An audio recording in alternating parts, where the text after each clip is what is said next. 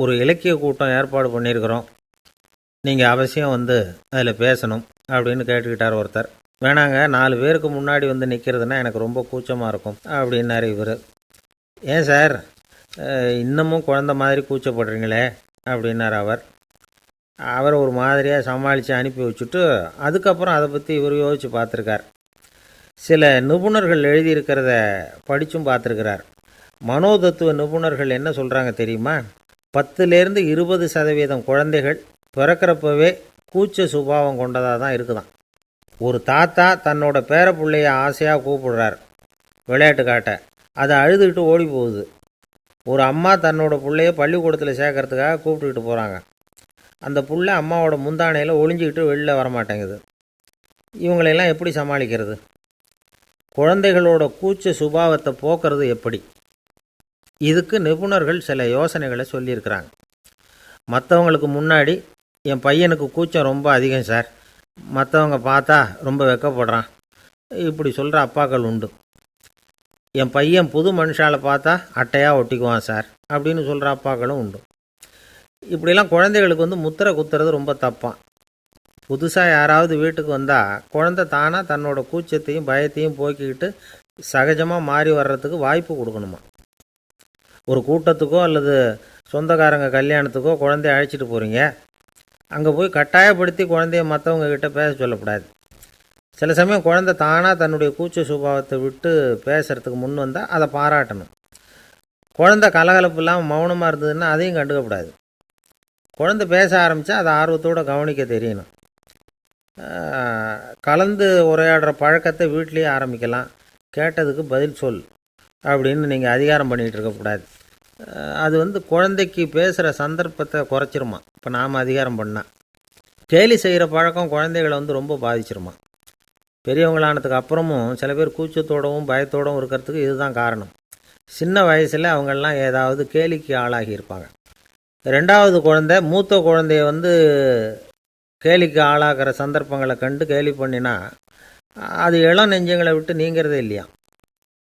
எப்பவும் குழந்தையோட நடை உடை பாவனைகளை பற்றி சொல்லிக்கிட்டே இருக்கக்கூடாதான். அதுவே கூச்ச சுபாவத்தை கொண்டுட்டு வந்துடுமா.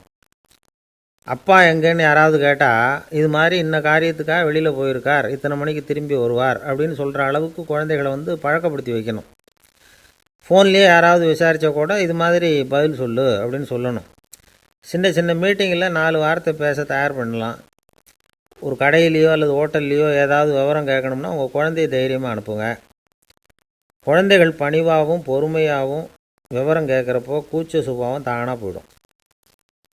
சின்ன வயசுலேயே இப்படிலாம் பழக்கப்படுத்தினா தான் வருங்காலத்தில் தைரியமாக இந்த சமுதாயத்தில் வாழ முடியும். இல்லைன்னா 60 வயசுலேயும் அடுப்பங்கரையை விட்டு வெளில வர்றதுக்கு கூச்சப்பட்டுக்கிட்டு தான் இருக்க வேண்டியிருக்கும். இந்த காலத்து பிள்ளைங்க எவ்வளவோ பரவாயில்ல, எதுக்கும் தயங்குறதில்ல, கூச்சப்படுறதில்ல. ஒரு அம்மா அடுப்பங்கரையிலேருந்து சத்தம் போட்டாங்க, டேய் ராமு, தயவு பண்ணி அந்த டிவியை நிறுத்துறா, அந்த பெண்ணோட குரல் மகா மோசம், அடுப்பங்கரையில் இருக்கிற என்னாலேயே அதை சகிச்சிக்க முடியல அப்படின்னாங்களாம்.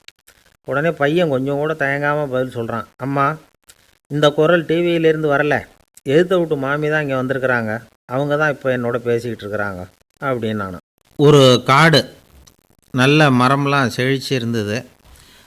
அப்படிப்பட்ட காட்டில் ஒரு சாது இருந்தார். அவர் எப்படின்னா எப்பவும் ஒரு மரத்தடியில் உட்காந்துருப்பார். ஏன்னா அவருடைய இருப்பிடமே அதுதான். அவர் என்ன பண்ணுவார், 3 கல் வச்சுருந்தார். செங்கல் மாதிரி இருக்கும், ஆனால் அதை விட கொஞ்சம் பெருசாக இருக்கும். எதுக்கு அந்த 3 கல்லுன்னா அதுதான் அவருடைய படுக்கை. அதாவது தூங்குறப்ப ஒரு கல்லை தலைக்கு கீழே வச்சுக்குவார், இன்னொரு கல்லை இடுப்புக்கு கீழே வச்சுக்குவார், இன்னொரு கல்லை காலுக்கு கீழே வச்சுக்குவார். உடம்பை வந்து அப்படியே ஒரு தகட்டால் மூடிக்குவார், அப்படியே தூங்கி போடுவார். மழை பெய்யுதுன்னு வச்சுங்க, அவர் உடம்பு வந்து 3 கல் மேலே இருக்குதா, அதனால் தண்ணி வந்து அடியில் ஓடி போடும், உடம்பு நனையாது. மேலே தகடு இருக்கிறதுனால மழையும் உடம்புல படாது. அவர் தூக்கமும் கெடாது, நிம்மதியாக தூங்குவார். பகலில் அந்த 3 கல்லையும் ஒரு சேர ஒரு அடுப்பு மாதிரி வச்சு அது மேலே உட்காந்துக்குவார். அதனால் பாம்பு பூச்சி எதுவும் அவரை வந்து தொந்தரவு பண்ணுறதில்ல, அது பாட்டுக்கு நடந்து போயிடும். அவர் பாட்டுக்கு நிம்மதியாக இருப்பார். யாராவது எதையாவது கொண்டுகிட்டு வந்து கொடுத்தா அதை வாங்கி சாப்பிடுவார், அவ்வளவுதான். ஒரு நாள் அந்த நாட்டு அரசன் காட்டுக்கு வேட்டையாட வந்தான். அந்த வழியாக வந்தப்போ இந்த சாது படுத்துருக்கிறத பார்த்தான், பரிதாபப்பட்டான். ஐயோ பாவம், இவர் இப்படி இந்த கல் மேலே உடம்ப வச்சுக்கிட்டு தூங்குறாரே, என்ன பாடுபடுவார், இவரை நாம் வந்து அரண்மனைக்கு அழைச்சிட்டு போய் சுகமாக நிம்மதியாக இருக்கிறதுக்கு வழி செஞ்சு கொடுப்போம், அது ரொம்ப நல்லாயிருக்கும் அப்படின்னு நினச்சான். அப்படி நினச்சிக்கிட்டே அரண்மனைக்கு வந்துட்டான். அதுக்கப்புறம் ஒரு பல்லக்கையும் 2 சேவகர்களையும் காட்டுக்கு அனுப்பி அந்த சாதுவை மெதுவாக இங்கே அழைச்சிட்டு வந்துடுங்க அப்படின்னு சொல்லி அனுப்பி வச்சான். இவங்க போய் அவர்கிட்ட விவரத்தை சொன்னாங்க.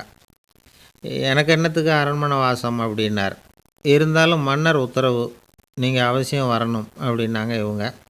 சரின்னு சொல்லிவிட்டு வேறு வழி இல்லாமல் புறப்பட்டார். புறப்படும் பொழுது என்ன பண்ணார்னா, மறக்காமல் அந்த 3 கல், ஒரு தகடு அதையும் எடுத்து பல்லக்கில் வச்சுக்கிட்டார். என்னத்துக்கு இதையெல்லாம் எடுத்து வைக்கிறாரு அப்படின்னு சொல்லி அவங்க யோசனை பண்ணாங்க. இருந்தாலும் அதை பற்றி ஒன்றும் கேட்கல. பேசாமல் அவரை அழைச்சிட்டு போய் அரண்மனையில் விட்டுட்டாங்க. அரசன் ஓடி வந்தான், வரவேற்றான், அறுசுவை உணவு படைத்தான். அவர் படுக்கிறதுக்கு தங்க கட்டில், பட்டு மெத்தை, இப்படி எல்லாம் ஏற்பாடு பண்ணி வச்சான். இங்கே படுத்து ஓய்வு எடுத்துங்க அப்படின்னு சொல்லிவிட்டு அவன் பாட்டு போயிட்டான். மறுநாள் காலையில் வந்து பார்க்குறான், சாது படுத்துருக்கிறார். எப்படி தெரியுமா, அந்த பட்டு மெத்தை மேலே 3 கல்லையும் வச்சு வழக்கம் போலவே அது மேலே படுத்துருக்கிறார். அதுக்கு மேலே தகடு. அரசன் பார்த்துட்டு அதிர்ச்சி ஆகிட்டான். என்ன சுவாமி இப்படி அப்படின்னா, சாது சொன்னார், எனக்கு வந்து தேவையும் இல்லை குறையும் இல்லை, எல்லா இடத்துலையும் எனக்கு ஒரே மகிழ்ச்சி தான் அப்படின்னார். மகிழ்ச்சிங்கிறது தங்க கட்டிலேயோ பட்டு மெத்தையிலேயோ இல்லை, அது வந்து மனசில் இருக்கிற ஒரு விஷயம். உண்மையான மகிழ்ச்சிக்கு வழி வந்து மனப்பக்குவம் அப்படிங்கிறது அந்த அரசனுக்கு புரிஞ்சுதான். இந்த காலத்தில் ஒரு சாமியார், அவரை தேடி ஒரு சீடன் வந்தான். என்னாச்சு தெரியுமா, சுவாமி எனக்கு நிம்மதி வேணும், அதுக்கு என்ன வழின்னு கேட்டான். சாமியார் நிமிர்ந்து பார்த்தார். அப்புறம் சொன்னார், நீ ஏகப்பட்ட பேர்கிட்ட கடன் வாங்கியிருக்கிற, அதையெல்லாம் திருப்பி கொடுத்தா தான் உனக்கு நிம்மதி கிடைக்கும்னார். இவனுக்கு ஆச்சரியம். அது எப்படி சாமி, அவ்வளவு கரெக்டாக நான் கடன் வாங்கினதை கண்டுபிடிச்சிங்க அப்படின்னா, உனக்கு கடன் கொடுத்து சாமியாராக போனதே நான் தான்ப்பா, அதனால தான் இந்த கதிக்கு வந்தேன். என்கிட்டயே வந்து நிம்மதிக்கு வழி கேட்குறியே, அதுதான்டா வேதனை அப்படின்னாராம் அவர். கங்கை கரை தோட்டம் பக்கத்தில் ஒரு ஆசிரமம், அங்கே ஒரு பெரியவர் தங்கியிருக்கிறார். அவர் தான் ராமகிருஷ்ண பரமஹம்சர். அந்த ஆசிரமம் இருந்த இடம் கரக்பூர். வங்காளத்தில் பொதுவாக எல்லோரும் மீன் சாப்பிட்றது உண்டு. கங்கையில் குளிச்சுட்டு கையில் ஒரு மீனோடு வர்றது வழக்கம். இவர் இருக்கிற இடத்துக்கு கங்கையில் படகு வழியாக வரணும். அப்படி தான் எல்லோரும் வருவாங்க. வர்றவங்கள ஒன்று கூட்டி ஆன்மீக விஷயங்களை பற்றி பேசிக்கிட்டு இருப்பார். ஒவ்வொரு நாள் ஒவ்வொருத்தர் நகரத்துக்கு போகணும், வரும்பொழுது மீன் கொண்டுக்கிட்டு வரணும். அதுக்கு ஒரு அட்டவணையே உண்டு ஆசிரமத்தில். அது பிரகாரம் ஒரு நாள் சுவாமி யோகானந்தர் படகில் போனார். படகை செலுத்தினவங்க ராமகிருஷ்ணரையும் சுவாமி யோகானந்தரையும் மற்றவங்களையும் பித்தர்கள் அப்படின்னு சொல்லி ஏளனமாக பேசினாங்க. அவங்க என்ன பைத்தியம் பிடிச்சவங்க அப்படிங்கிறது மாதிரி. சுவாமி யோகானந்தருக்கு ரொம்ப மென்மையான இதயம். இவங்க இப்படி கண்ணாபின்னான்னு பேசுகிறத பார்த்தா மீனை வாங்கிட்டு திரும்புகிறப்போ என்ன நடக்குமோ அப்படிங்கிற பயம் வேறு வந்துட்டுது அவருக்கு. அவ்வளவு மென்மையானவர். இதை தெரிஞ்சுக்கிட்ட ராமகிருஷ்ணர், யோகானந்தா இங்கே வா அப்படின்னு கூப்பிட்டார். இவர் கண்ணீரை தொடச்சிக்கிட்டே கிட்ட போனார். சொன்னார், ஐயா, படகு ஓட்டுறவங்க உங்களை பற்றி மோசமாக பேசுகிறாங்க. என்ன திட்டினா பரவாயில்ல, ஆனால் உங்களை அவங்க திட்டுறாங்க, அதை என்னால் தாங்கிக்க முடியல அப்படின்னார். இதை கேட்டதும் ராமகிருஷ்ணருக்கு கோபம் வந்துட்டு தான். என்னது, உன்னுடைய குருவை பற்றி அவங்க மோசமாக பேசும்பொழுது நீ சும்மா இருந்தியா, வெளியில் போ அப்படின்னு விட்டார். குரு நிந்தனை செய்கிறப்போ அதை கேட்டுக்கிட்டு சும்மா இருக்கலாமா? குரு நிந்தனையை கேட்டால் பாவம் இல்லையா? என்னை தூற்றும் போது அவங்க வந்து பாவம் செய்கிறாங்க, அதை கேட்டுக்கிட்டு நீ சும்மா இருந்தால் நீயும் பாவம் செய்கிற அப்படின்னாராம். அடுத்த நாள் சுவாமி நிரஞ்சனானந்தர் போக வேண்டிய நாள். இவர் படகுல போகும்பொழுதும் அதே மாதிரி நடந்து தான். அவங்க மோசமாக பேச ஆரம்பித்தாங்க, திட்ட ஆரம்பித்தாங்க. அப்படி கேலி பண்ண ஒருத்தனை இவர் என்ன பண்ணார், பலார்னு கன்னத்தில் அரைஞ்சிட்டார். இன்னொருத்தனை கங்கையில் தூக்கி எறியறதுக்கும் தயாராகிட்டார்.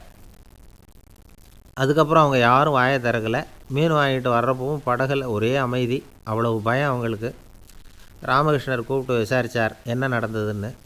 இவர் சொன்னார், அவர் யோகானந்தா போகும்பொழுது என்ன நடந்ததோ அப்படியே தான் இப்போவும் நடந்தது. குரு நிந்தனை செய்கிறத கேட்டுக்கிட்டு நான் சும்மா இருப்பேனா, ஒருத்தனை அப்படியே அரைஞ்சுட்டேன், இன்னொருத்தனை ஆற்றுல தூக்கி போட்டுருவேன்னு பயமுறுத்தினேன், அவ்வளவுதான் அப்படின்னாராம். இப்போவும் ராமகிருஷ்ணருக்கு கோவம் வந்துட்டு தான். என்ன இது, அணியறது காஷாயம், இருக்கிறது ஆசிரமம். உனக்கு இவ்வளவு கோபம் வந்ததுன்னா அப்புறம் என்னத்துக்கு ஆசிரமத்தில் இருக்கணும்? பிரம்மச்சாரி எப்பவும் அமைதியாக இருக்கணும் அப்படின்னு அறிவுரை சொன்னாராம் ராமகிருஷ்ணர். அப்போ இவர் கேட்டாராம், ஏங்க அவருக்கு ஒரு விதமான அறிவுரை சொன்னீங்க, எனக்கு வேறு விதமாக அறிவுரை சொல்கிறீங்க, இதில் எது உண்மை அப்படின்னு கேட்டிருக்கார்.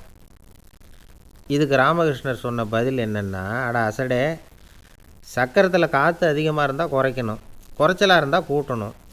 அவன் சாது, அவனுக்கு அதிக உணர்ச்சி தேவை, உனக்கு படபடப்பு அதிகம், உனக்கு பொறுமை தேவை அப்படின்னாராம். இதில் உள்ள கருத்து என்னென்னா, கல்விங்கிறது எப்படின்னா அதை சூழ்நிலைக்கு தகுந்த மாதிரி கற்பிக்கணும். எல்லாருக்கும் ஒரே மாதிரி கற்பிக்கக்கூடாது. கேட்குறவர் தகுதி, புரிஞ்சுக்கிற திறமை, இதை பொறுத்து கல்வி அமையணும். ஆரம்ப காலத்தில் ஒரு குரு, அப்போ ஒரு சீடன் இருந்தான். அது வேடிக்கையான குரு, வேடிக்கையான சீடன். ஒரு ஆசிரமம். ஒரு நாள் ஒருத்தன் அவசரமாக அந்த குருவை தேடி வந்திருக்கிறான். என்ன விஷயம்னு விசாரித்தார் குரு. உங்கள் சீடர் என்னை அடிச்சுட்டார் அப்படின்னு புகார் பண்ணானான் அந்த ஆள். குரு சீடனை கூப்பிட்டார். அடிச்சே அந்த ஆளை அப்படின்னு கேட்டாரான். ஆமான் இருக்கான் சீடன். ஏன் அடிச்சே அப்படின்னு கேட்டாரான். இந்த ஆள் உங்களை பற்றி மட்டமாக பேசிவிட்டான், என்னால் அதை தாங்கிக்க முடியல, அதனால தான் அடிச்சுட்டேன்ருக்கான். அப்படி என்ன பேசினான் அப்படின்னு கேட்டாரான். உன்னுடைய குருநாதர் இப்போல்லாம் அர்த்தமில்லாமல் பேச ஆரம்பிச்சுட்டார் அப்படின்னு சொல்லிவிட்டான், அதனால தான் அடிச்சுட்டேன் அப்படின்னானான். அதுக்காக அடித்தே அப்படின்னாரான். நான் அதுக்காக அடிக்கலை குருவே, இப்போல்லாம் நீங்கள் அர்த்தம் இல்லாமல் பேசுகிறதாக அவன் சொல்கிறான், அப்படின்னா இதுவரைக்கும் நீங்கள் அர்த்தத்தோடு பேசினதாகத்தானே அர்த்தம், அது தப்பு தானே, அதனால தான் அடித்தேன் அப்படின்னானான். இந்த உலகமே ஒரு நாடக மேடை, நாம் எல்லாரும் நடிகர்கள். இது ஞானிகள் சொல்கிறது. இது ஒரு பக்கம் இருக்கட்டும். இந்த உலகத்துக்குள்ளே எத்தனையோ நாடக மேடைகள், எத்தனையோ நடிகர்கள், எத்தனையோ நாடகங்கள், இதெல்லாம் எப்படி ஆரம்பமாச்சு? அதுதான் இன்றைக்கி தகவல். அதாவது ஆதி மனிதன் பேச ஆரம்பிக்கிறதுக்கு முன்னாடி சைகையாலேயே எல்லாத்தையும் சொல்லிகிட்டு இருந்தான். அதனால் அப்போவே நடிப்பு ஆரம்பமாயிட்டுது. முதல்ல ஒரு வேட்டையைத்தான் அவன் நடித்து காட்டியிருப்பான். இவன் எப்படி போனான், எதிரில் மிருகம் எப்படி வந்தது, அதோடு எப்படி சண்டை போட்டான், எப்படி அடித்து கொண்டுகிட்டு வந்தான், இதை அப்படியே மற்றவங்களுக்கு நடித்து காட்டியிருப்பான். ஏன்னா மொழி கிடையாது. இந்த காலத்துலலாம் நாடகங்களில் நடிக்கிறவங்கள நடிகர்கள்ங்கிறோம். ஒரு காலத்தில் இவங்களுக்கு என்ன பேர் தெரியுமா? திஸ்பியர்கள் அப்படின்னு பேரான். இதுக்கு காரணம் உண்டு. அதாவது 2000 வருஷத்துக்கு முன்னாடி கிரீஸ் நாட்டில் திசிபியஸ் அப்படின்னு ஒரு ஆள் இருந்தான். அவன் ஒரு பெரிய நாடக கலைஞன். அவன் சில இளைஞர்களை சேர்த்துக்கிட்டான், பயிற்சி கொடுத்தான், நாடக குழுவை உருவாக்கினான். நடிகர்களையும் நாடகத்துக்கு தேவையான பொருள்களையும் ஏற்றிக்கிட்டு போகிறதுக்கு ஒரு வண்டியையும் தயார் பண்ணான். அந்த வண்டியிலேயே அவன் கிரேக்க நாடு பூராவும் சுற்றினான். ஊர் ஊராக நாடகம் போட்டான். ஒரு ஊருக்கு போனதும் அங்கே நாடகம் நடத்த தியேட்டர் இருக்கா அப்படிங்கலாம் பார்க்குறதில்ல அவன். ஏன்னா அப்போலாம் தியேட்டர்னா என்னென்னு தெரியாது.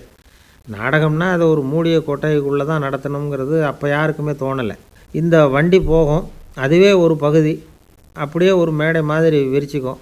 அதில் ஏறி நின்றுக்கிட்டு நாடகத்தை நடித்து காட்டுவாங்களாம். மக்கள்லாம் எதிரில் தரையில் உட்காந்து அதை பார்த்துக்கிட்டு இருக்கிறது. உலகத்தின் முதல் நடமாடும் தியேட்டர் இது தானே. இந்த திசிபியஸ் தான் முதலாக உலகத்தில் நாடகங்கிற பொழுதுபோக்கை நடத்தி காட்டினவன் அப்படின்னு சொல்கிறாங்க. அவன் சொந்தமாக நாடகம் எழுதுனான், நடித்தான், நாடகத்தை இயக்கினான். அதனால தான் அவனை first man of the theatre அப்படின்னு சொல்லுவாங்க. அவன் தான் நாடக மேடையின் முன்னோடி. கிரேக்கர் காலத்திலேயே நாடக ஆசிரியர்கள், நடிகர்கள், ரசிகர்கள் இவங்கள்லாம் உருவாயிட்டாங்களாம். நாடகத்தின் சரித்திரத்தில் இந்த 3 பிரிவும் ரொம்ப முக்கியம். அதாவது கிரேக்க தியேட்டர்கள்லாம் திறந்த வெளி மேடைகள் தான். பெரும்பாலும் மலைச்சரிவுகள், அதுவே படிப்படியாக பண்ணியிருப்பாங்க. கீழே அரைவட்ட வடிவில் மேடை, அதுக்கு ஆர்கெஸ்ட்ரான்னு பேர். பிற்காலத்தில் இதில் உட்காந்து இசைக்குழுவினர் வாய்ச்சதுனால இசைக்குழுவுக்கே ஆர்கெஸ்ட்ராங்கிற பேர் வந்துட்டுது. இப்போது கிரேக்க தியேட்டர்களில் ஒன்று, அதோட காலம் கிமு 340. அதை இன்னமும் பாதுகாத்து வச்சுருக்கிறாங்களாம். எபிடாரஸ் அப்படிங்கிற இடத்துல அது இருக்குதான். இன்னமும் அந்த தியேட்டரை பயன்படுத்திக்கிட்டு வர்றாங்களாம். சிறந்த கிரேக்க நாடகங்கள்லாம் அங்கே நடிக்கிறாங்களாம். ஆரம்ப காலத்திலேயே கட்டணம் கிடையாது. அப்புறம் பின்னாடி தான் நுழைவு கட்டணம்லாம் அப்படியே வந்துட்டு தான். நடிகர்கள் பளபளப்பான ஆடைகள் உடுத்தியிருப்பாங்களாம். இந்த குதிகால் உயர்ந்த காலணிகள் போட்டிருப்பாங்களாம். இதெல்லாம் பழைய குறிப்புகள். பலவிதமான உருவங்களில் மாஸ்க் அப்படின்னு சொல்லப்படுற முகமூடி. அதனால் ஒரே நடிகர் பல வேடங்களில் நடிக்கிறது உண்டான்.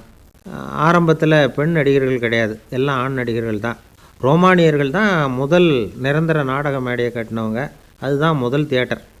கிமு 1048 காலகட்டத்தில் பாம்பிங்கிற நகரத்தில் அதை கட்டியிருக்கிறாங்களாம். கிரேக்க ரோமானிய தியேட்டர்களின் அடிப்படையிலேயே இந்த இத்தாலிய வடிவமைப்பாளர்கள் இந்த குதிரை லாட வடிவில் ஒரு ஆடிட்டோரியத்தை உருவாக்கினாங்களாம்.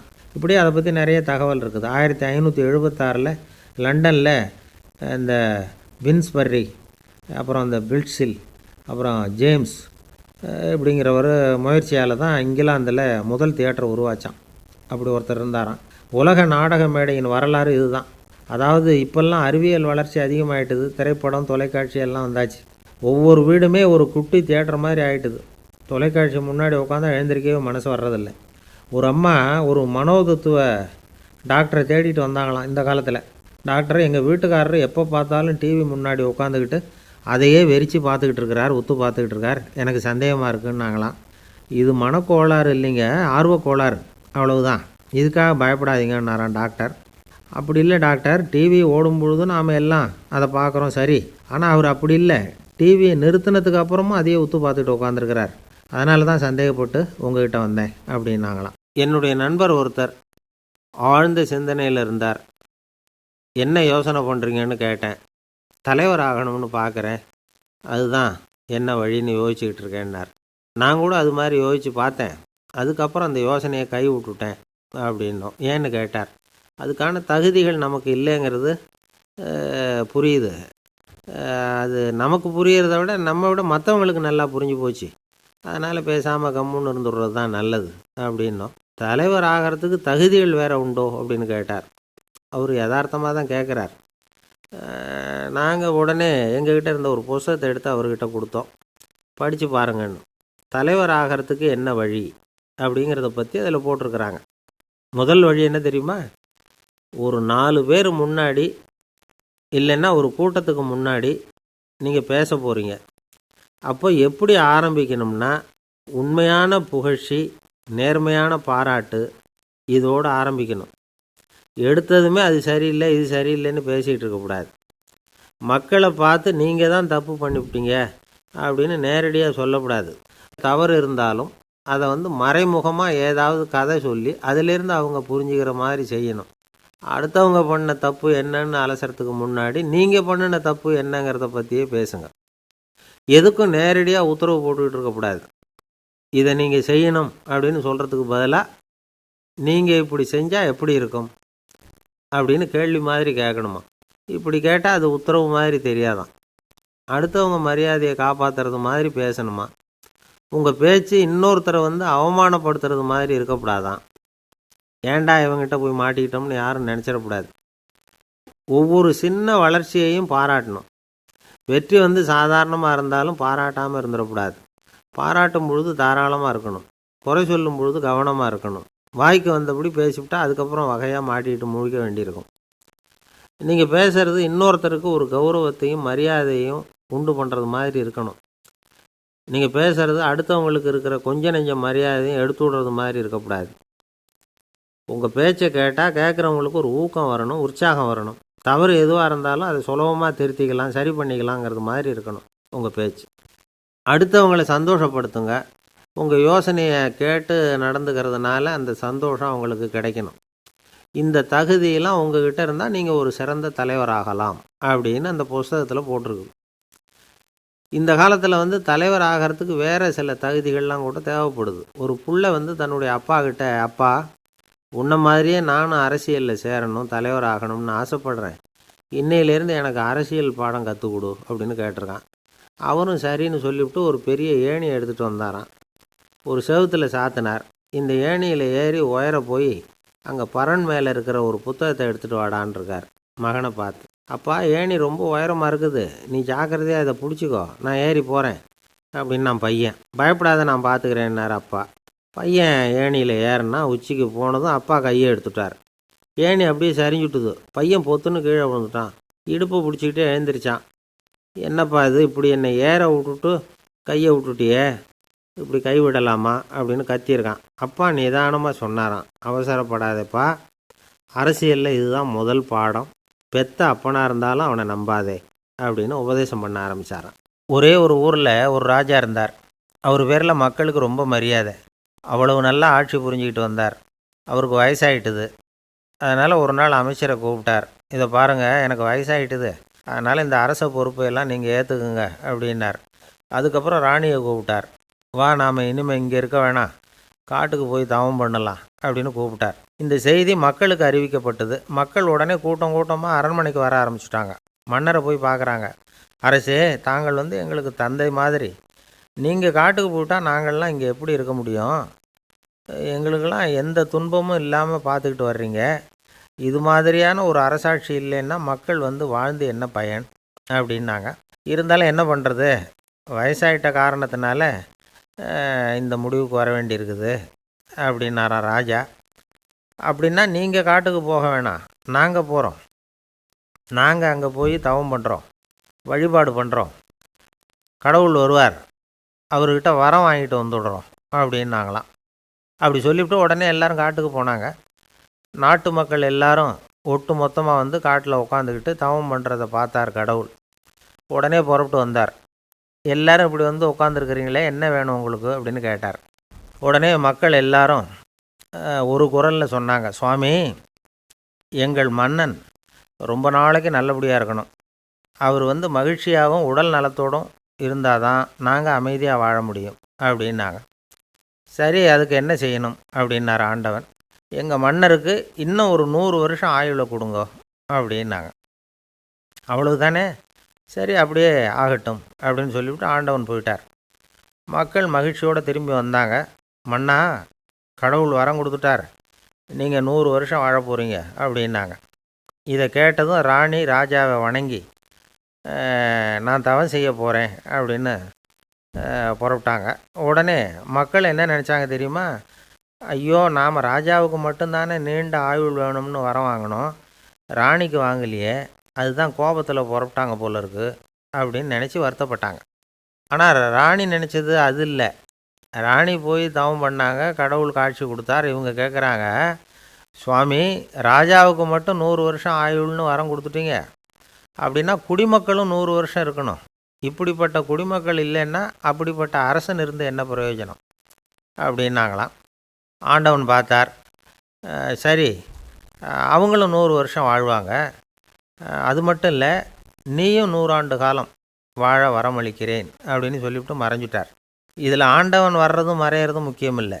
இதில் கவனிக்க வேண்டியது ஆள்கிறவனின் விசால மனம், குடிமக்களின் விசால மனம், ஆள்கிறவன் மனைவியினுடைய விசால மனம். இப்படி ஒரு நாடு இருந்துட்டுதுன்னா எப்படி இருக்கும் வாழ்க்கை நினச்சி பாருங்கள். அதனால தான் பெரியவங்கள்லாம் சொல்கிறாங்க, இதய வாசல் திறந்தே இருக்கணும், இதயத்தின் கதவுகளை மூடாதீங்க அப்படின்னு சொல்லுவாங்க.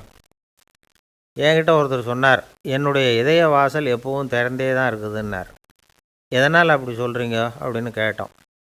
டாக்டரே சொல்லிவிட்டார், என்னுடைய இதயத்தில் ஒரு ஓட்டை இருக்குது அப்படின்னு, வால்வு சரியில்லையா அப்படிங்கிறார். அந்த ஆள் என்னை கண்ணாப்புண்ணான்னு திட்டிவிட்டான் சார், அதை நினச்சா எனக்கு ரொம்ப வருத்தமாக இருக்குது அப்படின்னு சொல்லி கவலைப்பட்டார் ஒருத்தர்.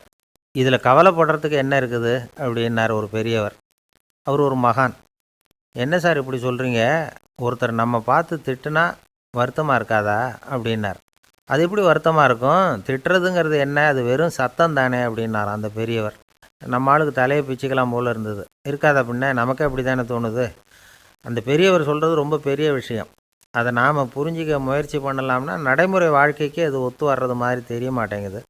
இருந்தாலும் அந்த பெரியவர் அதுக்கு என்ன தான் விளக்கம் கொடுக்குறாருன்னு பார்ப்போமே. ஒரு ரயில் போயிட்டுருக்கு, அதில் ஒரு சாது போயிட்டுருக்கார். அந்த ரயில் அவர் ஹரித்வாரம் போயிட்டுருக்கார். அவர் ரயிலில் ஏகப்பட்ட கூட்டம். நம்ம ஊர் ரயில் கேட்கவா வேணும், டிக்கெட் வாங்கிட்டு கொஞ்சம் பேர், வாங்காத கொஞ்சம் பேர்.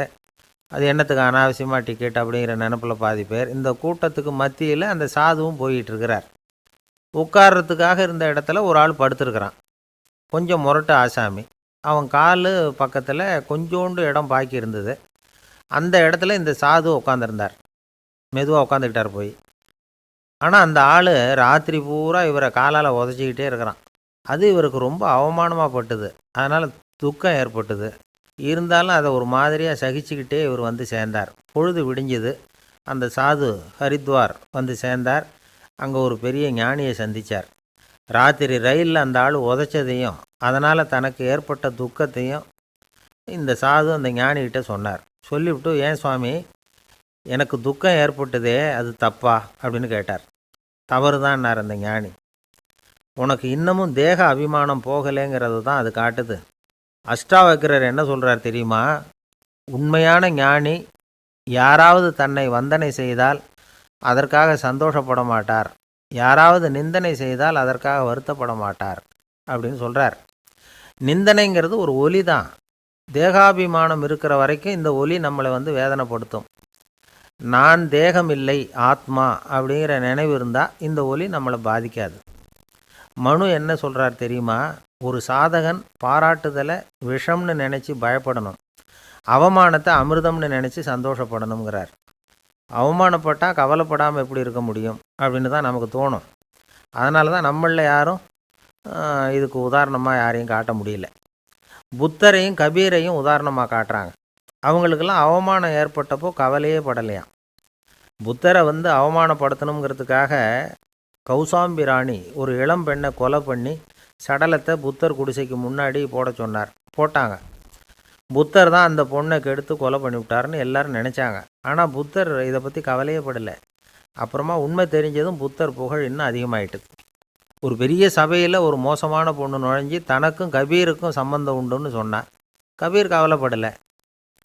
அவங்க மாதிரியெல்லாம் நாமளும் இருக்க கற்றுக்கணும். நிந்தனை, அபகீர்த்தி, அவமானம் எல்லாம் ஆண்டவன் கொடுக்குற பிரசாதம்னு நினைக்கணும் அப்படின்னு சொல்கிறார் அந்த ஞானி. இதை கேட்ட இந்த காலத்து ஆசாமி ஒருத்தர், நான் கூட அப்படி தான் சார், யாராவது அவமானப்படுத்தினா கவலைப்பட மாட்டேன். நேற்று கூட ஒருத்தர் என்ன பலார்னு அரைஞ்சுட்டார், நான் கொஞ்சம் கூட கவலைப்படலை, பேசாமல் வந்துட்டேன்னார். ஏன் அப்படி வந்துட்டீங்க அப்படின்னு. அவர் அரைஞ்சதுலேயும் ஒரு அர்த்தம் இருந்தது, அதனால தான் அப்படி வந்துட்டேன்னார்.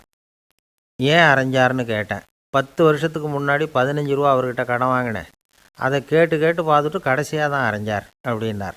ஆண்டவனுடைய பிரசாதம் இவருக்கு அடிக்கடி கிடைக்கும் போல இருக்குது. அளவுக்கு மிஞ்சினால் அமிர்தமும் நஞ்சு அப்படின்னு சொல்லுவாங்க. அது உண்மைதான். ஒருத்தருக்கு அளவுக்கு மீறிய புகழ் வந்துட்டுதுன்னு வச்சுங்க, அது கூட ஆபத்தாக போயிடுறது உண்டு. பழங்காலத்துல எல்லாம் கிரேக்க தேசத்தில் ஒரு பழக்கம் உண்டாம்.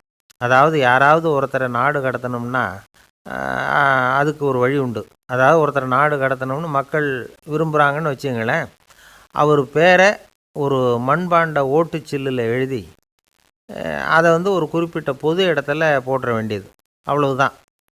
இது மாதிரி பல பேர் போட்டுக்கிட்டே இருப்பாங்க. எல்லாம் அப்படியே குவிஞ்சு போயிடும். அந்த ஓட்டாஞ்சில்லு குவியலில் யாருடைய பேர் அதிகமாக இருக்குதோ அந்த நபரை ஒரு 10 ஆண்டுகள் நாடு கடத்தி விடுவாங்க. இது அந்த ஊர் வழக்கமாக. ஒரு நாள் அந்த குவியலுக்கு பக்கத்தில் ஒரு ஆள் நின்றுக்கிட்டு இருக்கிறான். அவன் கையில் ஒரு ஓட்டாஞ்சில்லு வச்சுருக்கிறான். அதில் யாரோட பேரையோ எழுதணும், எழுதி அந்த இடத்துல போடணுங்கிறது அவன் ஆசை. ஆனால் அவன் படிக்காதவன், அதனால் எழுத தெரியல.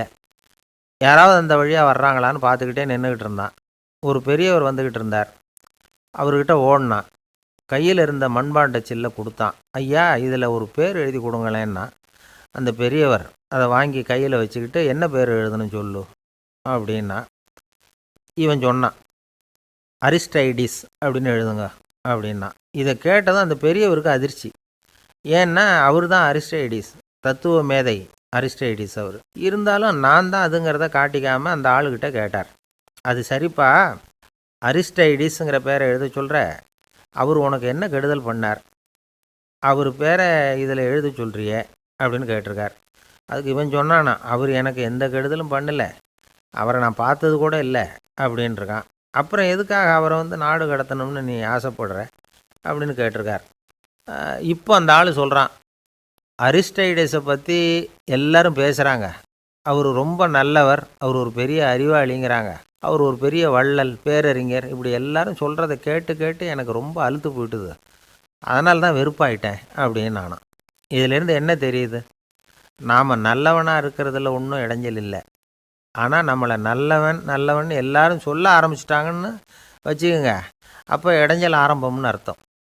எதுவுமே அளவுக்கு மிஞ்சி போகாமல் பார்த்துக்க வேண்டியது ரொம்ப அவசியம். அளவுக்கு அதிகமாக ஆசைப்படாதவங்களில் ஆப்ரஹாம் லிங்கனும் ஒருத்தரான். அவர் ஒரு தடவை தன்னுடைய நண்பர்கள்கிட்ட பேசிக்கிட்டு இருந்தாராம்.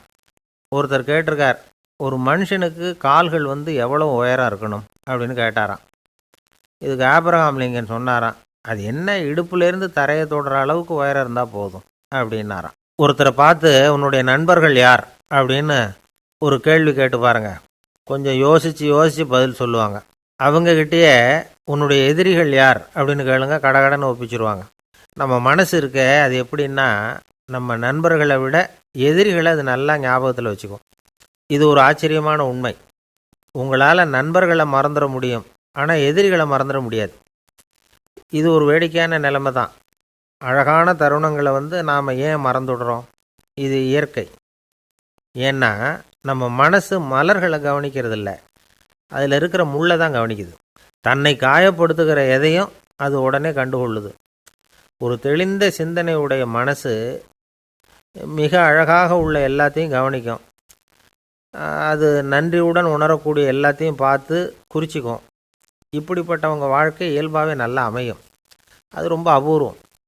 மனசில் உள்ள ஒரு சிறிய அமைப்பை வந்து மாற்றுவதை பொறுத்து தான் இந்த விஷயம் அப்படிங்கிறார் ஓஷோ. ஒரு யூத கோவில் இருந்து தான், அது யூதர்களின் மடமாகவும் இருந்தது. அங்கே ஒரு தலைமை குரு, அவர் ரொம்ப கண்டிப்பானவர். அந்த கோவிலை ஒட்டி ஒரு தோட்டம். ஒரு நாள் காலையில் அந்த தோட்டத்தில் 2 இளம் யூதர்கள் நடந்து போய்கிட்டு இருக்கிறாங்க. காலையில் 1 மணி நேரம், மாலையில் 1 மணி நேரம் அவங்க அந்த தோட்டத்தில் நடக்கிறதுக்கு அனுமதி உண்டு. மற்ற நேரங்களில் அவங்க மத புத்தகங்களை படிக்கணும், பிற விதிமுறைகளை கடைபிடிக்கணும். அந்த 2 பேருமே தொடர்ந்து புகைப்பிடிக்கிற பழக்கம் உள்ளவங்க. ஆனால் கோவில் மடத்தில் இருக்கிறப்போ அவங்க புகைப்பிடிக்க முடியாது, அது கடுமையான குற்றம். சரி, நாம் தோட்டத்தில் இருக்கிறப்போவாவது புகைப்பிடிக்கலாமா அப்படின்னு ஒரு ஆசை அவங்க 2 பேருக்குமே. இருந்தாலும் பயம். இப்படி கேட்டால் மதகுரு என்ன சொல்லுவாரோ அல்லது என்ன செய்வாரோங்கிற பயம். இப்படியே கொஞ்ச நாள் ஆச்சு. ஒரு நாள் அந்த 2 பேரில் ஒருத்தன் ரொம்ப கலங்கி போய் அந்த கோவிலிருந்து வெளியில் வந்துக்கிட்டு இருந்தான். வந்தவன் நேராக தோட்டத்து பக்கம் போனான். அங்கே இன்னொருத்தன் ஆனந்தமாக புகை பிடிச்சிக்கிட்டு இருக்கிறான். அதை பார்த்து தான் இவனுக்கு அதிர்ச்சி. அட கடவுளே, என்ன இது, நீ கேட்காமலே ஆரம்பிச்சிட்டியா அப்படின்னா. இல்லை நான் கேட்டுவிட்டு தான் ஆரம்பிச்சிருக்கேன்னா அவன். அப்படியா, என்ன மனுஷன் இவர், நானும் தான் கேட்டேன், என்னை கண்ணாமுன்னான்னு திட்டிவிட்டார். இது என்ன கோவிலா இல்லை நரகமா? உனக்கு புகை பிடிக்கணும்னு ஆசையாக இருந்தால் நரகத்துக்கு போகணும்னு சொல்லிவிட்டார். அது சரி, உன்னை மட்டும் எப்படி அனுமதிச்சார் அப்படின்னு கேட்டான் இவன். அவன் சிரிச்சுக்கிட்டே, நீ எப்படி கேட்ட சொல்லு அப்படின்னா. நாம் இந்த தோட்டத்துக்கு வர அனுமதிக்கப்பட்டிருக்கிறதே ஜபத்துக்காகத்தானே, அதனால் நான் ஜபம் சொல்லும் பொழுது புகை பிடிக்கலாமா அப்படின்னு கேட்டேன். அதுக்கு தான் அவர் சத்தம் போட்டு என்னை அடிக்கவே வந்துட்டார் அப்படின்னா இவன். நீ ஒரு மாதிரியாக கேட்டிருக்க, நான் வேறு மாதிரியாக கேட்டிருக்கிறேன். ஜபம் சொல்லும்போது புகை பிடிக்கலாமான்னு நீ கேட்டிருக்க.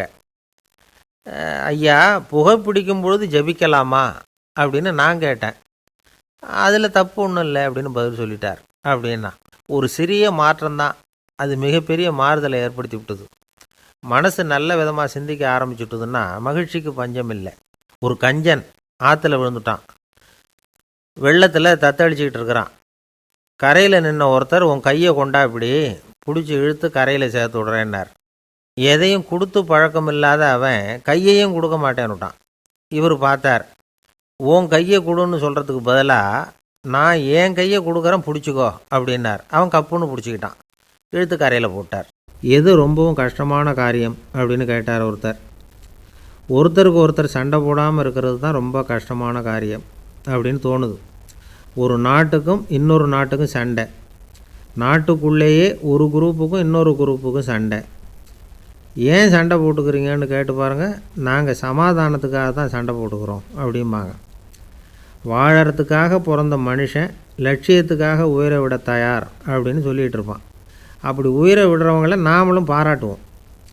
ஆனால் ஒன்றுமில்லாத விஷயங்களுக்கெல்லாம் சண்டை போடுறவங்களெல்லாம், அப்படிப்பட்டவங்களையும் சரி உயிரை விடுறவங்களையும் சரி என்னென்னு சொல்கிறது?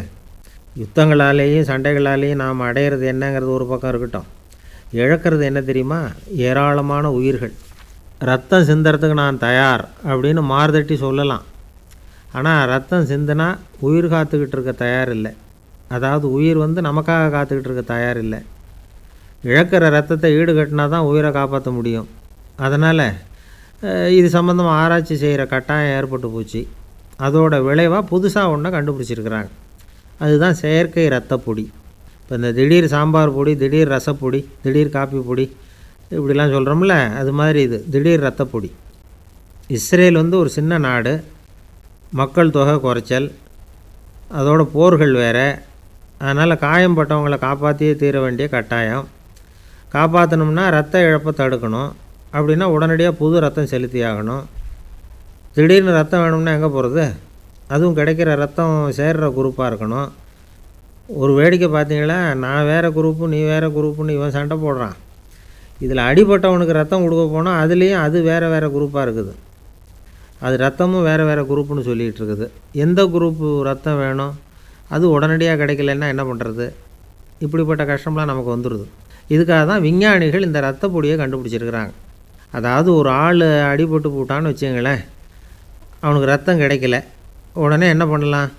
இந்த சுத்தப்படுத்தப்பட்ட தண்ணீரை கொஞ்சம் எடுத்துக்க வேண்டியது, அதில் இந்த ரத்த பொடியை கரைக்க வேண்டியது. இப்போ இந்த செயற்கை ரத்தம் தயாராகிட்டுது. இதை அந்த ஆள் உடம்புல ஏற்றி விட்ற வேண்டியது. இயற்கையாக நம்ம உடம்பில் இருக்கிற ரத்தம் என்னென்ன வேலை செய்யுதோ அதே வேலையை இதுவும் செய்யும். அதாவது ஆக்சிஜனை உடம்புல எல்லா இடத்துக்கும் எடுத்துகிட்டு போகுது. அந்த வேலையை இந்த செயற்கை ரத்தமும் செஞ்சுருது. ஆனால் ஒரு விஷயம், இந்த செயற்கை ரத்தம் ஒரு அவசரத்துக்கு தான் உபயோகப்படுத்தலாம், ஒரு முதல் உதவி மாதிரி. அதை அப்படியே நிரந்தரமாக விட்டுற முடியாது. பின்னாடி தேவையான குரூப்பு உண்மையான ரத்தம் கிடைச்ச உடனே அதை செலுத்திக்கணும். உண்மையான ரத்தத்தை 20லேருந்து 40 நாள் வரைக்கும் தான் பாதுகாக்க முடியும். அதுவும் குளிர்பதன பெட்டியில். அதுக்குள்ளே உபயோகப்படுத்தலைன்னா அது வீணாக போயிடும். இந்த ரத்த பொடி அப்படி இல்லை, எவ்வளோ நாள் வேணும்னாலும் அப்படியே வச்சுருக்கலாம். குளிர்பதன பெட்டியும் தேவையில்லை. ஆனால் ஒன்று, இது தண்ணியில் கலந்து செயற்கை ரத்தமாக ஆக்கிவிட்டா அதோட வலு 72 மணி நேரம் தான், அதாவது 3 நாள். அதுக்குள்ளே அந்த ஆசாமியை எங்கேயாவது ஆஸ்பத்திரிக்கு தூக்கிட்டு போய் உண்மையான ரத்தத்தை கொடுத்துடணும். சண்டையில் அடிபடுறவங்க, சாலை விபத்தில் அடிபடுறவங்க, இவங்களுக்கெல்லாம் அவசரத்துக்கு கை கொடுத்து உதவுறது இந்த செயற்கை ரத்த பொடி. அதுக்கப்புறம் நாம் கொடுக்குற ரத்தம் தான் அவங்கள காப்பாற்றணும். இன்றைக்கி ரத்தத்தை தானமாக கொடுக்க தயாராக இருக்கிற நல்ல உள்ளங்கள் ஏராளம். எவ்வளவு ஆக்சிடெண்ட்டு, ஆப்ரேஷன், இதில் சம்மந்தப்பட்டவங்களை காப்பாற்றுறது நாம் தானமாக கொடுக்குற ரத்தம் தானே. ஒரு ஆக்சிடெண்ட்டு, ஒரு ஸ்கூட்டர் ஒரு ஆள் மேலே மோதி விட்டுது, பார்த்து வரக்கூடாதா அப்படின்னா அந்த ஆள், நீ தான் பார்த்து நடக்கணும், ஏன்னா 20 வருஷமாக நான் அந்த ஸ்கூட்டரை ஓட்டிகிட்டு இருக்கிறேன் அப்படின்னானா இவன். இதுக்கு அவன் சொன்னானா, நீ தான் பார்த்து ஓட்டணும், ஏன்னா 40 வருஷமாக நான் இப்படி நடந்துக்கிட்டு இருக்கிறேன் அப்படின்னானா. ஒரு ஆஃபீஸில் வேலை பார்க்குற ஒருத்தர் ஏதோ தப்பு பண்ணிவிட்டார். உடனே மேலதிகாரி அவரை கூப்பிட்டு அனுப்புனார். நீ செஞ்சது தப்புன்னார் கோபமாக. இது ஒரு ரகம். சில அதிகாரிகள் இப்படி நீங்கள் செஞ்சது தப்புன்னு சொல்கிறதில்ல, நீங்கள் செஞ்சது சரி அப்படின்னு சொல்கிறதில்ல. எப்படி சொல்லுவாங்கன்னா, நீங்கள் செஞ்சது சரியில்லைன்னு நான் நினைக்கிறேன் அப்படின்னு சொல்லுவாங்களாம். அதாவது சில பேர் நீங்கள் செஞ்சது தப்புங்கிறாங்க, அதையே மாற்றி சொல்கிறாரு இவர், நீங்கள் செஞ்சது சரியில்லைன்னு நினைக்கிறேன். இது ரெண்டும் அர்த்தம் ஒன்று தான், இருந்தாலும் வார்த்தைகள் வித்தியாசம். நிர்வாக திறமை இல்லாத ஒரு அதிகாரி யூ ஆர் ராங் அப்படின்னு சொல்லுவாராம். நிர்வாக திறமை உள்ள அதிகாரியாக இருந்தால் அதையே கொஞ்சம் மாற்றி I think you are not correct அப்படிம்பாரான். இதுதான் வித்தியாசம். இருந்தாலும் வார்த்தைகளை உபயோகப்படுத்துகிற விதத்தை வச்சு தான் வேலை நல்லா நடக்கிறதும் நடக்காததும் இருக்குது. விவரம் தெரிஞ்சவங்க என்ன சொல்கிறாங்க தெரியுமா? Be a leader not a boss அப்படிங்கிறாங்க. ஒரு லீடராக இரு, பாஸாக இருக்காதே அப்படிங்கிறாங்க. சரி, அப்படின்னா லீடருக்கும் பாஸுக்கும் வித்தியாசம் உண்டா அப்படின்னு கேட்டால் இருக்குன்னு சொல்கிறாங்க. லீடருங்கிறவர் வேறு, பாஸுங்கிறவர் வேறு. ஒரு லீடர் எப்படி நடந்துக்குவார், ஒரு பாஸ் எப்படி நடந்துக்குவார், இதை முதல்ல நாம் தெரிஞ்சுக்கணும். அவங்க எப்படி நடந்துக்குவாங்க அப்படிங்கிறதுக்கு சில விவரங்கள் இருக்குது. அதை கேட்டோம்னா நாம் புரிஞ்சுக்கலாம் அதை. அதாவது பாஸுங்கிறவர் விரட்டிக்கிட்டே இருப்பார், லீடருங்கிறவர் ஊக்கப்படுத்திக்கிட்டே இருப்பார். நாளைக்கு சாயந்தரத்துக்குள்ளே அந்த வேலையை செஞ்சு முடிக்கலைன்னா தொலைச்சி விடுவோம் தொலைச்சி அப்படிம்பார் அவர். இவர் எப்படி சொல்லுவார்னா, இது வரைக்கும் நீங்கள் செஞ்சுருக்கிற வேலை ரொம்ப அற்புதம் அப்படிம்பார். பாஸுங்கிறவர் அதிகாரத்தை நம்பி செயல்படுறவர், லீடருங்கிறவர் நல்லெண்ணத்தை நம்பி செயல்படுறவர். நம்மக்கிட்ட அதிகாரம் இருக்குது, பவர் இருக்குது, அதனால் காரியத்தை சாதிச்சுடலாம் அப்படின்னு நினைக்கிறவர் அவர். மற்றவங்க கிட்ட ஒரு நல்ல அபிப்பிராயத்தை சம்பாதிச்சுக்கிட்டு அது மூலமாக காரியங்களை சாதிக்கிறவர் இவர். பாஸுங்கிறவர் பயத்தை உண்டு பண்ணுவார். லீடருங்கிறவர் அன்பை பரவ செய்வார். அதை செய்யலைன்னா ஆடிட்டில் தகராறாயிடும், இது செய்யலைன்னா இன்க்ரிமெண்ட்டு கட் ஆகிடும், இப்படி ஏதாவது சொல்லி பயமுறுத்திக்கிட்டே இருப்பார் அவர். இவர் அப்படி இல்லை. உடம்பு இப்படி இருக்குது, வீட்டில் எல்லோரும் சௌக்கியமாக இருக்கிறாங்களா, ஆஃபீஸில் எல்லாம் வசதியாக இருக்குதா, நான் ஏதாவது உதவி செய்யணுமா அப்படின்னு அன்புக்கு முக்கியத்துவம் கொடுப்பார். பாஸுங்கிறவர் எதுக்கெடுத்தாலும் நான் சொல்லிகிட்டு இருப்பார். லீடருங்கிறவர் நாமன்னு சொல்லிகிட்டு இருப்பார். பாஸுங்கிறவர் தப்புக்கு காரணம் யாருன்னு பார்ப்பார். லீடருங்கிறவர் தப்பு என்னன்னு பார்ப்பார். இதுதான் ரெண்டு பேருக்கு வித்தியாசம். The boss shows who is wrong, the leader shows what is wrong அப்படின்னு சொல்லுவாங்க. இந்த காரியம் எப்படி செய்யப்பட்டிருக்கு அப்படின்னு தெரிஞ்சுக்கிறவர் பாஸ். இந்த காரியத்தை எப்படி செய்யணும்னு செஞ்சு காட்டுறவர் லீடர். பாஸுங்கிறவர் பணியாளர்களை திட்டுவார். லீடர் மரியாதைக்குரியவராக நடத்துவார். அதுக்குரியவராக அவர் நடந்துக்குவார். செய்கிற வேலையை ஒரு சுமையாக நினைக்க வைக்கிறவர் பாஸ். செய்கிற வேலையை ஒரு சந்தோஷமாக ஆக்கிறவர் லீடர். ஒரு முதலாளியாக இருக்கிறவர் அல்லது ஒரு நிர்வாகியாக இருக்கிறவர் இது மாதிரியான நுணுக்கங்களையெல்லாம் தெரிஞ்சு வச்சுக்கிறது நல்லது. ஒரு பாஸ் இருக்கார். அவர் ஒரு நாள் ரொம்ப பெருமையாக தன்னோட ஆஃபீஸை பற்றி பேசிக்கிட்டு இருந்தார். எனக்கு கீழே 200 பேர் வேலை செய்கிறாங்க சார். நான் ஒரு கோடு கிழிச்சா அவங்க அதை தாண்டாத அளவுக்கு நான் நடந்துக்கிறேன் சார் அப்படின்னார் அவர். அது எப்படி முடியுது உங்களால் அப்படின்னு கேட்டோம். நான் கோடே கிழிக்கிறதில்ல சார் அப்படின்னார். ஒரு காலத்தில் பிரஷ்யா அப்படின்னு ஒரு தேசம் இருந்தது. இப்போ ஜெர்மனி இருக்குல்ல, இதோட பெரும்பகுதி ஒரு காலத்தில் பிரஷ்யாங்கிற பேரில் இருந்தது. அப்போ அதுக்கு அரசராக இருந்தவர் மகா ஃப்ரெடரிக், அதாவது ஃப்ரெடரிக் தி கிரேட் அப்படின்னு சொல்லுவாங்க. அந்த ராஜாவுக்கு ஒரு சந்தேகம். நாம் பல வகையான வரிகளை விதித்து வசூல் பண்ணுறோம், அப்படி பண்ணி வருமானம் குறைஞ்சிக்கிட்டே போகுதே, இதுக்கு என்ன காரணமாக இருக்கும்? இதுதான் அவருக்கு ஏற்பட்ட சந்தேகம். ஒரு சமயம் அந்த அரசர் தம்முடைய அமைச்சர்களையும் பிரபுக்களையும் தளபதிகளையும் கூப்பிட்டு ஒரு விருந்து வச்சார்.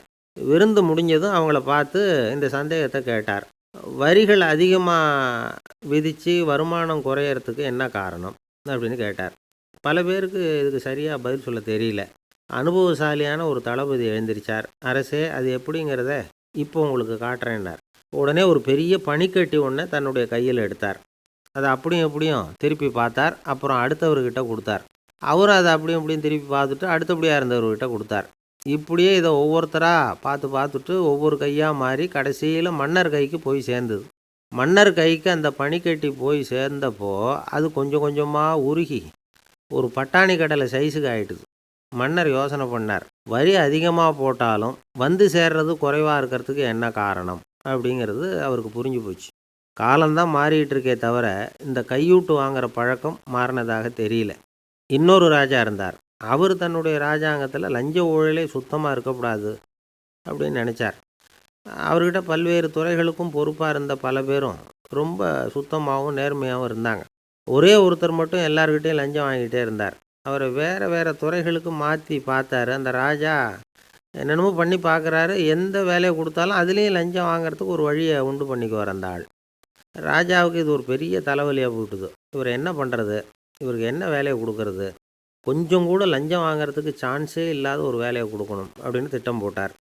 ஒரு நாள் அவருக்கு அந்த உத்தரவும் போட்டுட்டார். அதாவது அவருக்கு என்ன வேலைன்னா, கடற்கரையில் தான் அவருக்கு ஆஃபீஸ். அங்கேயே இருந்துக்க வேண்டியது. தினமும் எத்தனை கடல் அலை கரையில் மோதுது அப்படிங்கிறத கணக்கெடுத்து ராஜாவுக்கு தெரிவிக்க வேண்டியது. இதுதான் அவருக்கு வேலை. பேசாமல் அலையை எண்ணிட்டு உட்காந்துருக்கிட்டோம், அப்போவாவது அவர் லஞ்சம் வாங்குகிற சந்தர்ப்பம் இல்லாமல் போயிடும் அவருக்கு அப்படின்னு நினச்சார் ராஜா.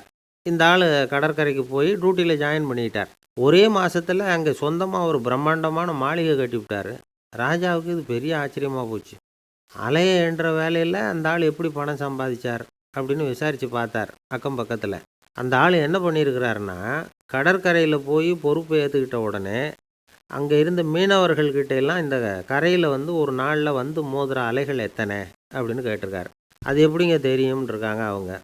தினமும் அந்த எண்ணிக்கை தெரியணும். நம்ம ராஜாவுக்கு தினமும் அறிக்கை அனுப்பணும், டெய்லி ரிப்போர்ட்டு. தவறுனா நீங்கள் இந்த கடலில் போய் மீன் பிடிக்கிறதுக்கு ராஜாவோட அனுமதி கிடைக்காது அப்படின்ட்டுருக்காரு. உடனே மீனவர்களும் பயந்து போட்டாங்க. கடலுக்கு போகிறதுக்கு அனுமதி இல்லைன்னா பட்டினி கிடக்கிறது மாதிரி ஆகிடுமே, மெதுவாக அந்த ஆளுகிட்ட போனாங்க. காதோட காதாக சொன்னாங்க, ஐயா, எங்களால் கடல் அலையை எண்ண முடியாது. தினமும் எங்களால் முடிஞ்சதை உங்களுக்கு பணமாக கொடுத்துட்றோம். நீங்கள் தான் ராஜா கிட்ட சிபாரிசு பண்ணி நாங்கள் தொடர்ந்து மீன் பிடிக்கிறதுக்கு அனுமதி வாங்கி கொடுக்கணும் அப்படின்னு வேண்டிக்கிட்டாங்க. பணம் தினமும் சேர ஆரம்பிச்சுட்டுது. பதவியில் மற்ற பதவியோட இந்த பதவி எவ்வளவோ மேல் அப்படின்னு நினச்சிட்டான் அந்த ஆள். அது மட்டும் இல்லை, தயவு பண்ணி என்னை இந்த இடத்த விட்டு மாற்றி விடாதீங்க சார் அப்படின்னு வேற கேட்க ஆரம்பிச்சிட்டானான். ஒருத்தர் அவசரமாக போய்கிட்டு இருந்தார். எங்கே போய்கிட்டு இருக்கீங்க அப்படின்னு கேட்டார் ஒரு பெரியவர். கடைக்கு போகிறேன் சார், சாமான் வாங்கிறதுக்கு அப்படின்னார். அங்கே போகிறதுக்கு முன்னாடி தெரிஞ்சிக்க வேண்டியதெல்லாம் தெரிஞ்சுக்கிட்டீங்களா அப்படின்னு கேட்டார் பெரியவர். கடைக்கு போய் காசை கொடுத்து ஒரு பொருளை வாங்கிட்டு வரப்போகிறோம், இதில் தெரிஞ்சிக்க வேண்டியது என்ன இருக்குது அப்படின்னார் அலட்சியமாக. இப்போ அந்த பெரியவர் பேச ஆரம்பித்தார். இந்த உலகத்தில் எந்த ஒரு செயலில் இறங்குறப்போவும் நாம் நல்லா ஆலோசனை பண்ண வேண்டிய விஷயம் 5 அப்படின்னார். உதாரணமாக, ஒருத்தன் கடைக்கு போய் ஏதோ ஒரு பொருளை வாங்கிட்டு வர போகிறான்னு வச்சுக்கங்களேன். அப்போ கூட அவன் 5 விஷயங்களை பற்றி தெரிஞ்சுக்க வேண்டியிருக்குது அப்படிங்கிறார் அவர். முதல்ல அந்த பொருள் எப்படிப்பட்டது அப்படிங்கிறத தெரிஞ்சுக்கணும். ரெண்டாவதாக தன்னை பற்றியும் தெரிஞ்சுக்கணும். அப்போ தான் அந்த பொருள் தனக்கு தேவையா இல்லையா அப்படிங்கிறத புரிஞ்சுக்க முடியும். மூணாவதாக தெரிஞ்சுக்க வேண்டியது ஒன்று இருக்குது. அது என்னென்னா, அந்த பொருளை அடையிறதுக்கு வழி என்ன அப்படிங்கிறத தெரிஞ்சுக்கணும். அதாவது எவ்வளவு பணம் கொடுத்தா அது கிடைக்கும், இது மாதிரியான விஷயங்கள். நாலாவதாக அந்த பொருளை அடையிறது மூலமாக நாம் அடையக்கூடிய பயன் என்ன அப்படிங்கிறதையும் உணரணும். அஞ்சாவது, அந்த பொருளை அடையிறதுல இருக்கக்கூடிய தடை எது அப்படிங்கிறதையும் நாம் தெரிஞ்சுக்கணும். பெரியவர் பேசுகிறது ஏதோ தத்துவம் மாதிரி தெரியுது இல்லையா? தத்துவம்தான். அதாவது இப்படி உலகியல் வாழ்க்கையில் சின்ன சின்ன விஷயங்கள்லேயே நாம் 5 விஷயங்களை தெரிஞ்சுக்க வேண்டியிருக்குது. அது ரொம்ப அவசியமாக இருக்குது. பேரின்ப நிலைன்னு சொல்கிறாங்கள்ல, அது மாதிரி பெரிய சமாச்சாரங்கள்லேயும் இந்த 5 விஷயங்களை நாம் தெரிஞ்சுக்க வேண்டியிருக்குது. அதுக்கு பேர் என்னன்னா அர்த்த பஞ்சகம். வைணவ சமயத்தில் அர்த்த பஞ்சகம்ங்கிறது ரொம்ப பெரிய விஷயம். கடைக்கு போகிறது மாதிரி கடவுளை பார்க்க போகிறப்பவும் நாம் 5 விஷயங்களை தெரிஞ்சுக்கணுமா. முதல்ல பரம்பொருள் அப்படிங்கிறது என்ன, அதோட தன்மைகள் என்ன, இதை தெரிஞ்சுக்கணும். இதுக்கு பேர் என்னென்னா பரமாத்ம ஸ்வரூபம் அப்படின்னு பேர். ரெண்டாவது, நாம் யார், நம்மோட தன்மை என்ன அப்படிங்கிறத தெரிஞ்சுக்கணும். நான் யாருன்னு எனக்கே தெரியலங்கிறப்போ இதை நான் சொல்கிறேன்னு இது என்னுடையதுன்னு சொல்கிறது தப்பு தானே. அப்புறம் மூணாவது விஷயம், பரம்பொருளை நாம் அடையிறதுக்கு வழி எது, இதை தெரிஞ்சுக்கணும். இது உபாய ஸ்வரூபம் அப்படின்னு பேர். நாலாவது விஷயம், நாம் அடைய வேண்டிய பயன்கள் என்ன அப்படிங்கிறத தெரிஞ்சுக்கிறது. இதுக்கு புருஷார்த்தம் அப்படின்னு பேர். அஞ்சாவது, அந்த பயனை அடைய விடாமல் தடுக்கிற தடைகள் யாவை அப்படிங்கிறத தெரிஞ்சுக்கிறது. இது விரோதி ஸ்வரூபம். இதைத்தான் தடையியல் அப்படின்னு சொல்கிறாங்க. அதாவது பரமாத்மாவை பற்றிய அறிவு, ஜீவாத்மாவை பற்றிய அறிவு, உபாயம் பற்றிய அறிவு, புருஷார்த்தம் பற்றிய அறிவு, இந்த 4 அறிவுக்கும் எதிரடையாக, அதாவது அதையெல்லாம் தப்பாக புரிஞ்சுக்கிறதால உண்டாகக்கூடிய அறிவு விரோதி ஸ்வரூபம். என்ன இது தகவலில் ஏதாவது கதை சொல்லுவீங்கன்னு பார்த்தா ஏதோ தத்துவம் பேசிகிட்டு இருக்கிறீங்களே அப்படின்னு நினைக்கலாம். இதுவும் தெரிஞ்சிக்க வேண்டிய ஒரு பெரிய விஷயந்தான். காதில் போட்டு வச்சா எப்போவாவது உபயோகப்படும். என்னுடைய நண்பர் ஒருத்தர் ஒரு நாள் என்கிட்ட சொன்னார், சார், அடுத்த மாதம் தஞ்சாவூரில் ஒரு கல்யாணம், போகிறதா வேண்டாமா அப்படின்னு ஒரே குழப்பமாக இருக்குது அப்படின்னார். நான் உடனே இந்த அர்த்த பஞ்சக உபதேசம் பண்ண ஆரம்பித்தேன். அவர் எல்லாத்தையும் பொறுமையாக கேட்டுவிட்டு, சரி சார், நான் போகிறதுன்னு முடிவு பண்ணிவிட்டேன்னார். எப்படி இந்த முடிவுக்கு வந்தீங்க அப்படின்னு கேட்டேன். அவர் சொன்னார், சார், அந்த 2வது பாயிண்ட் ஒன்று சொன்னீங்களே, அதை புரிஞ்சுக்கிட்டதுக்கு அப்புறம்தான் இந்த முடிவுக்கு வந்தேன் அப்படின்னார். என்ன 2வது பாயிண்ட்டுன்னு? அதாவது தன்னை பற்றி புரிஞ்சுக்கணும் அப்படின்னு சொன்னீங்க. உடனே என்னை பற்றி புரிஞ்சுக்கிட்டேன், நான் யாருங்கிறது எனக்கு தெரிஞ்சுது, உடனே போகிறது தான் நல்லதுன்னு முடிவு பண்ணிவிட்டேன்னார். நீங்கள் யாருன்னு கேட்டேன். நான் தான் சார் அந்த கல்யாணத்தில் தாலி கட்ட வேண்டிய மாப்பிள்ளை அப்படின்னார். ஒருத்தன் எப்படி நடந்துக்கிறாங்கிறத வச்சு தான் அந்த ஆள் எப்படிங்கிறத நாம் முடிவு பண்ணுறோம். ஆளுமைன்னு சொல்கிறோம்ல, அதுக்கு சூழ்நிலைகளை ஆளுகின்ற தன்மை அப்படின்னு விளக்கம் கொடுக்குறார் ஒரு உளவியல் நிபுணர். சரி, ஒரு மனிதனுடைய ஆளுமையை உருவாக்குகிற விஷயங்கள் என்னென்ன? பிறப்பு, வளர்க்கப்பட்ட விதம், படிப்பு, நண்பர்கள், சமுதாயம், இப்படி நிறைய உண்டு. ஆளுமையின் அடிப்படையில் சில மனநோய்கள் உண்டாகுது. அதெல்லாம் என்னென்னங்கிறத தெரிஞ்சு வச்சுக்கிட்டோம்னா நம்ம கூட இருக்கிறவங்கள அடையாளம் கண்டுபிடிக்கிறதுக்கு அது ரொம்ப உபயோகமாக இருக்கும். ஃப்ரெனாய்டு ஆளுமை அப்படின்னு ஒன்று. இந்த கோளாறு உள்ளவங்க எப்படி இருப்பாங்க தெரியுமா? அதிக உணர்ச்சி, சந்தேகம், பொறாமை இதெல்லாம் அதிகமாக இருக்கும். வளைஞ்சு கொடுக்க மாட்டாங்க. அடுத்தவங்களோட இணக்கமான உறவு இருக்காது. அவங்க செய்கிற தப்புக்கெல்லாம் அடுத்தவங்களை குறை சொல்லிகிட்டு இருப்பாங்க. இது ஒரு ரகம். அடுத்தது ஸ்கிசாய்டு ஆளுமை அப்படின்னு சொல்கிறாங்க.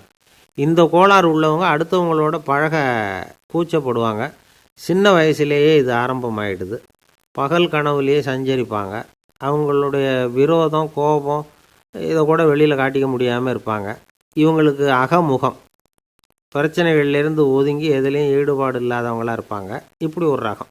அடுத்தது சைக்ளோதமிக் ஆளுமை அப்படின்னு சொல்கிறாங்க. அது என்னென்னா, உணர்ச்சிகளில் ஏற்றத்தாழ்வு அதிகமாக இருக்குமா. சில சமயம் பார்த்தா மகிழ்ச்சியாக இருப்பாங்க, சில சமயம் சோகமாக உட்காந்துருப்பாங்க. அவங்க மனநிலைக்கு தகுந்த மாதிரி சமூக நிகழ்ச்சிகளில் பங்கெடுத்துக்குவாங்க. இன்னொரு வகை என்னென்னா எண்ண பீடிகை ஆளுமை அப்படின்னு பேர் வச்சுருக்கிறாங்க. அதுக்கு இவங்களுக்கெல்லாம் கரெக்டாக இருக்கணும். எல்லாம் சட்டத்திட்டம் எதுலேயும் ஒரு ஒழுங்குமுறை, இப்படி எதிர்பார்க்குற மனோபாவம். இவங்க எதிர்பார்ப்புக்கும் வரன்முறைக்கும் மற்றவங்க கட்டுப்படணும்னு நினைப்பாங்க. இந்த நிலைமை நீடித்தா என்ன ஆகும் தெரியுமா? அலைக்கழிக்கிற எண்ணங்கள் திரும்ப திரும்ப ஒரே செயலை செய்ய தூண்டுற மனத்தளர்ச்சிக்கு ஆளாயிடுறாங்க. அடுத்தது ஹிஸ்டீரியா ஆளுமை. சின்ன விஷயத்தையெல்லாம் பெருசுப்படுத்தி நாடகமாக்குற நடிகர்கள் இவங்க. உணர்ச்சி அதிகம் உள்ளவங்க. இவங்க மன எழுச்சியில் பக்குவமின்மை, குழந்தைத்தனம், முதிர்ச்சியின்மை எல்லாம் இருக்கும். தன்னலம் மிக்க குணம். பிறர் தன்னை மட்டுமே கவனிக்கணும்னு நினச்சி செயல்படுறது, இதெல்லாம் இவங்க அடையாளம். அடுத்த ரகம் எப்படின்னா வளர்ச்சியற்ற ஆளுமைன்னு சொல்கிறாங்க. அடுத்தவங்களோட இணங்கி போக முடியாதவங்க. அறிவு, மன எழுச்சி, சமூக உறவு இதில் எல்லாம் போதுமான வளர்ச்சியையும் நிறைவையும் பெற முடியாதவங்க. இவங்களால வாழ்க்கையில் முன்னேற முடியாது. பிச்சைக்காரங்க, குற்றவாளிகள் இவங்ககிட்டெல்லாம் இது மாதிரியான ஆளுமை அதிகமாக இருக்குமா. அடுத்தது என்னென்னா சோர்வுடைய ஆளுமை. எதுலேயும் உற்சாகம் இல்லாமல் சோர்ந்து போயிருப்பாங்க. அதுக்கெல்லாம் நமக்கு வலிமை இல்லைப்பா அப்படின்னு சொல்லிகிட்டு இருப்பாங்க. சின்ன விஷயங்களுக்கெல்லாம் அதிர்ச்சி அடையிறது. வாழ்வின் சுவையை அனுபவிக்க முடியாதவங்க. இன்னொரு ரகம் இது கொதித்தெழும் ஆளுமைங்கிறாங்க. எதுக்கு எடுத்தாலும் ஆத்திரம், குரோதம், வன் செயல் இதிலெல்லாம் ஈடுபாடு, இப்படி உள்ளவங்க. நத்தை வகை ஆளுமை அப்படின்னு ஒன்று. அடுத்தவங்க மேலே விரோதம் இருக்கும், அடிக்கணுங்கிற எண்ணம் இருக்கும். ஆனால் அதை அப்படியே வெளியில் காட்டாமல் அதே சமயம் அமைதியான முறையில் வெறுப்பை வெளிக்காட்டுற ரகம். இவங்கெல்லாம் பேசாமல் கம்முன்னு இருந்துக்கிட்டே நினச்சதை நிறைவேற்றிக்கிடுவாங்க. முன்ஜாக்கிரதை ஆளுமை அப்படின்னு ஒரு ரகமாக. பாதுகாப்பின்மை, சந்தேகம், முழுமையின்மை, அறவேக்காட்டுத்தனம் இந்த மனப்போக்கு அதிகமாக இருக்கிறதுனால அகம்பாவம், புடிவாதம், எச்சரிக்கை எல்லாம் அளவுக்கு மீறி இருக்கும். இது வரைக்கும் நாம் பேசிக்கிட்டு இருந்த ஆளுமை பண்புகள் அளவுக்கு அதிகமாக போயிட்டுதுன்னா ஆளுமை கோளாறுகள் ஏற்படும். அதன் அடிப்படையில் மனவியாதிகள் வருமா. அதனால் இணக்கமான, எல்லாரும் விரும்புகிற இயல்பான ஆளுமையை பெறுவதற்கு நாம் முயற்சி செய்யணும் அப்படிங்கிறது மனோதத்துவ நிபுணர்களுடைய ஆலோசனை. ஒருத்தர் ஒரு மனோதத்துவ டாக்டரை தேடிட்டு வந்தாராம். டாக்டர், எனக்கு மனசில் ஏதோ வியாதி, ஆளுமை கோளாறு, அதாவது எனக்கு சீக்கிரமாக செத்து போனால் தேவையில்லைன்னு தோணுது அப்படின்னாராம். உடனே அந்த டாக்டர், சரி அப்படின்னா இங்கே இருங்க, நான் வைத்தியம் பார்க்குறேன் அப்படின்னாராம். ஒருத்தர் ரொம்ப கவலையோடு உட்காந்துருந்தார். எதை பற்றி சார் கவலைப்படுறீங்கன்னு கேட்டோம். எதிர்காலத்தை பற்றி கவலைப்படுறேன்னார். ஏன்னு கேட்டோம்.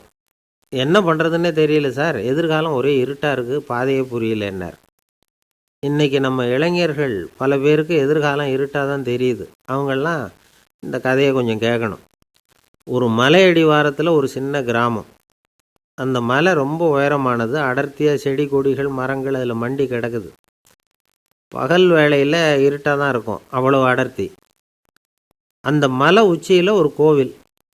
நாள் ராத்திரியே புறப்பட்டால் தான் காலையில் அந்த கோயிலுக்கு போய் சேர முடியும். கிராமத்து இளைஞன் ஒருத்தன் அந்த மலை உச்சிக்கு போக வேண்டியிருந்தது.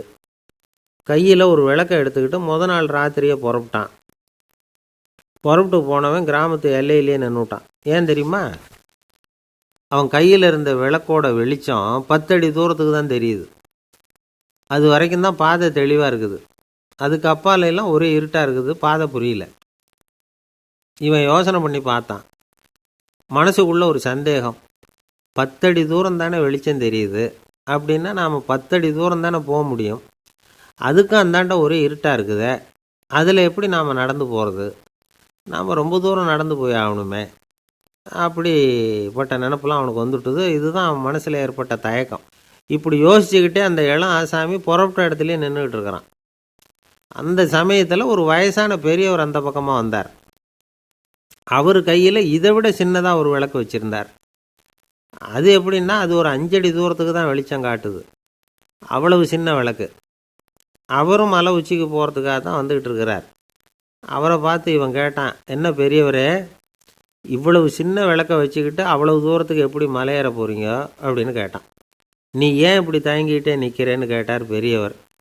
என்கிட்ட இருக்கிற விளக்கு 10 அடி தூரத்துக்கு தான் பாதையை காட்டுதுன்னா. இப்போ பெரியவர் சொன்னார், தம்பி, உன் கையில் இருக்கிற விளக்கு கொடுக்குற வெளிச்சத்தை வச்சு நீ முதல்ல 10 அடி தூரம் முன்னாடி போ. 10வது அடியில் போய் நின்றுக்கிட்டு பாரு. மறுபடியும் ஒரு 10 அடி தூரத்துக்கு பாதை தெரியும். இப்படி உன் கையில் இருக்கிற விளக்கு தொடர்ந்து வெளிச்சம் காட்டிக்கிட்டே இருக்கும். நீ முன்னேற முன்னேற அந்த வெளிச்சமும் முன்னேறும்.